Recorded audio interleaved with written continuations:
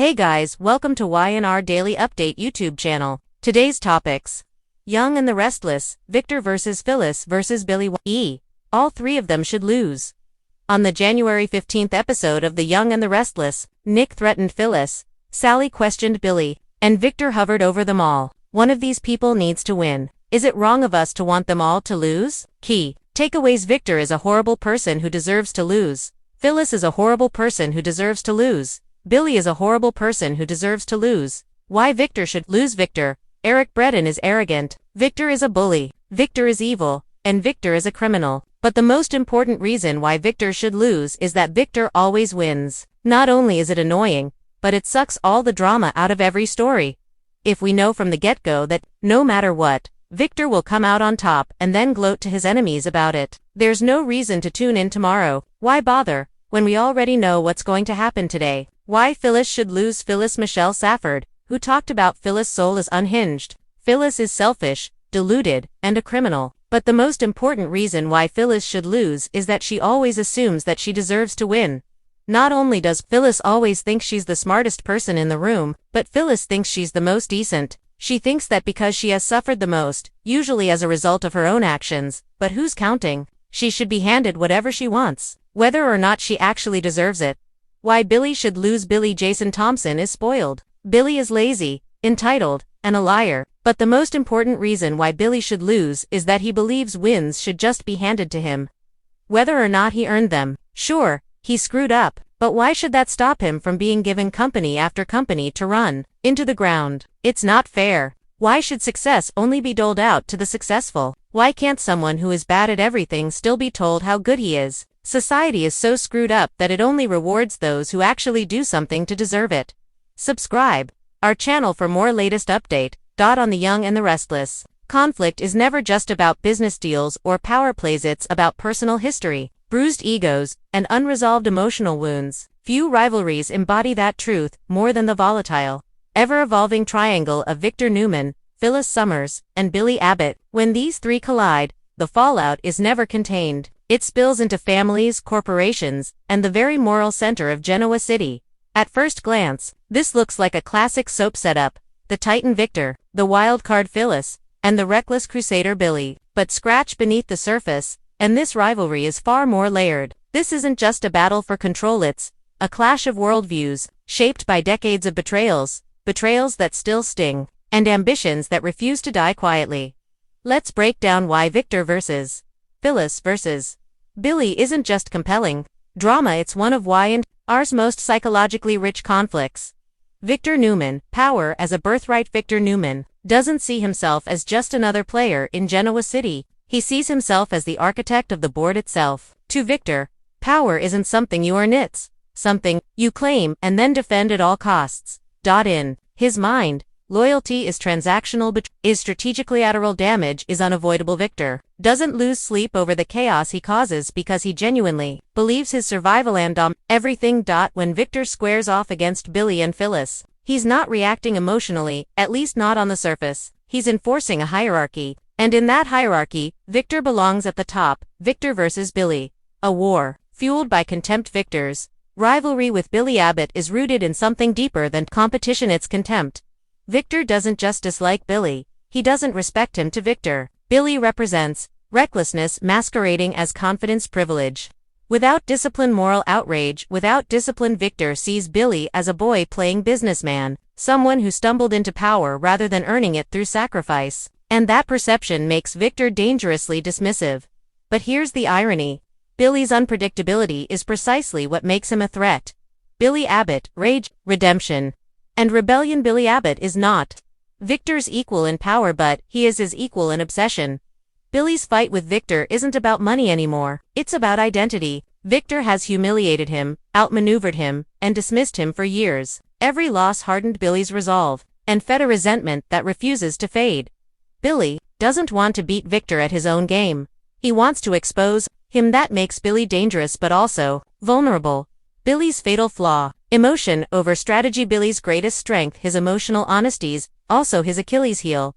Unlike Victor, Billy reacts quickly, takes things personally, lets anger dictate timing. Victor exploits this relentlessly. He provokes Billy, baits him, and then steps back to watch him implode. Billy knows this, and yet, time and again, he falls into the trap.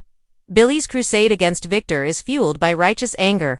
But righteousness doesn't win wars in Genoa City. Strategy does. Victor versus Phyllis. Mutual recognition of monsters. Victor and Phyllis share something unique. They understand each other. They're both survivors. They're both manipulators. They both justify morally questionable actions as necessary. That mutual recognition creates a strange dynamic: part respect, part distrust, part ticking time bomb.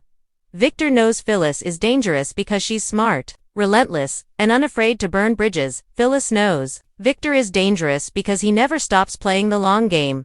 Neither fully trusts the other. And neither should Phyllis Summers. Chaos with a conscience. Sometimes, Phyllis isn't motivated by power for power's sake. She's motivated by control over her own narrative. She's spent much of her life being underestimated, dismissed, or labeled too emotional, and she's learned to weaponize those perceptions. When Phyllis goes to war, she does it differently. She uses information, not brute force. She plays people against each other. She thrives in gray areas. Phyllis doesn't need a throne. She needs leverage. Phyllis versus Billy. Allies on borrowed time. Phyllis and Billy often find themselves aligned, but their partnership is inherently unstable. They connect over shared resentment toward Victor, a mutual sense of being wronged, emotional intensity, but they clash over execution. Billy wants confrontation. Phyllis wants control. Billy wants to burn it all down. Phyllis wants to decide what burns and when. That difference has repeatedly fractured their alliance. It will again. The triangle effect. Why this rivalry is so explosive. What makes Victor vs. Phyllis versus Billy compelling isn't just the individual dynamics, it's how each relationship destabilizes the others.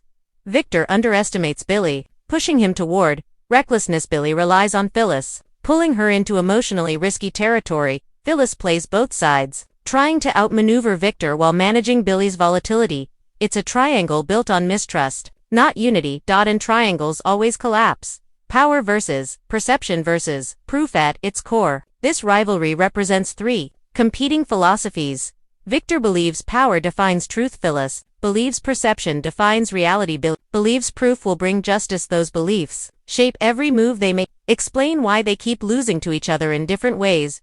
Victor wins battles but creates enemies. Phyllis survives crises but sacrifices stability.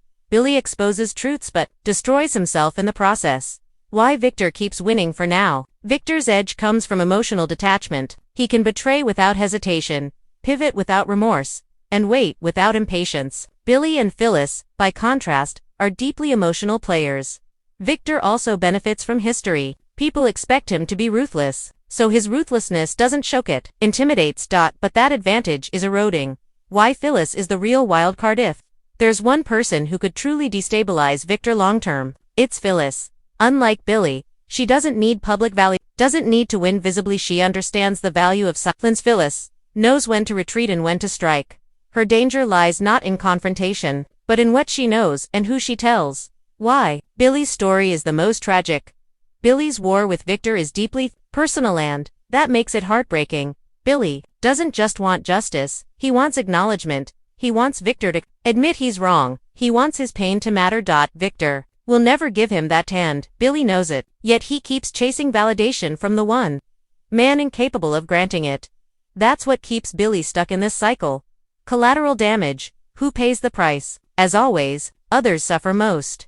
Jack is forced into damage control, Lily gets pulled into Billy's obsession, and Adam are caught between loyalty and logic. Phyllis children become emotional casualties of her choices. Vic, ironically, remains the least affected, at least outwardly. The rinse perspective. This war is unsustainable. From a rinse-style critique, the brilliance of this rivalry is also its warning. None of these characters are truly winning. They're surviving, at great cost. Victor's empire isolates him. Phyllis' scheming destabilizes her relationships. Billy's crusade erodes his mental health. The longer this triangle persists, the higher the body count emotionally and professionally. What needs to change for this story to evolve, for this rivalry to remain compelling and not repetitive? Something fundamental must shift. Victor must lose something that can't be replaced. Phyllis must choose stability over survival mode. Billy must stop seeking validation from Victor.